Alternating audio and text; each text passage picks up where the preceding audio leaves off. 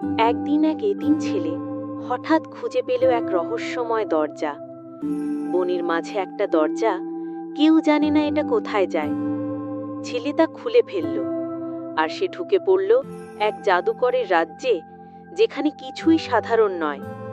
জাদুকর বলল, তুমি যদি সাহস দেখাও, তোমার জীবনের সবচেয়ে বড় পুরস্কার পাবে।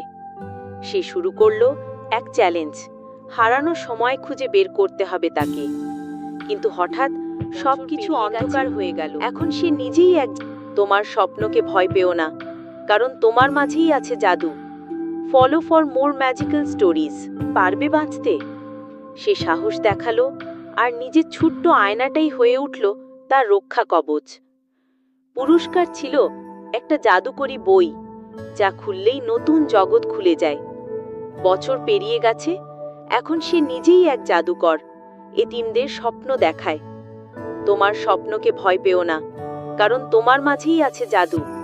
Follow for more magical stories.